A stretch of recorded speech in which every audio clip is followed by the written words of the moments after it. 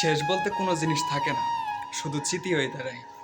আজকের থেকে এই গেঞ্জিটা আর পরবো না কোনোদিন। আজকাই শেষ করলাম, মনে হয় না এই গেঞ্জি আর কোনোদিন পরতে পারবো। গেঞ্জিটা স্মৃতি হয়ে আসছিল, গেঞ্জিটা সফলতা নিয়ে এসে দিছে। লাভ ইউ রয়েন। আমি ভালোবাসি মালয়েশিয়া, ভালোবাসি আমার কোম্পানিকে, সবসময় ভালোবাসি। সময় খারাপ তো এই রয়েনকে ছেড়ে চলে যেতে হইতেছে। আর এই গেঞ্জিটা পরতে পারবো না। সবাই দোয়া করবেন আমার জন্য। মালয়েশিয়া হয়তো আর 10 থেকে 12 দিন আসছি, এরপর বাংলাদেশে চলে যেতেছি। ভিডিওটা বানানোর উদ্দেশ্য হইল এই গেঞ্জিটা পয়রা হেরে একটা আবেগ লাগছে। প্রতিদিন সকালে এই গেঞ্জিটা পরছি, আমি পয়রা হেরে ডিউটিতে গেছি, আর সেই ডিউটি করে আমি সফলতা পাইছি।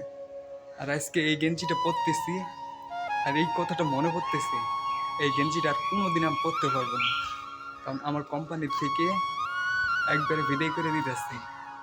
আমার কন্ট্রাক্ট শেষ হয়ে গেছে কোম্পানির থেকে।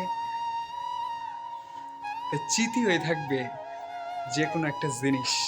এই গেঞ্জিটা যখন লাইফে আমি প্রথম মালয়েশিয়া আসি, তখনই এই গেঞ্জিটা পরছিলাম। এই গেঞ্জি দিয়ে আমি সফলতা পাইছিলাম।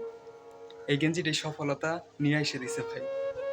সবাই দোয়া করবেন, আমি চান সবসময় ভালো থাকি, যেখানেই থাকি সবসময় চান ভালো থাকি।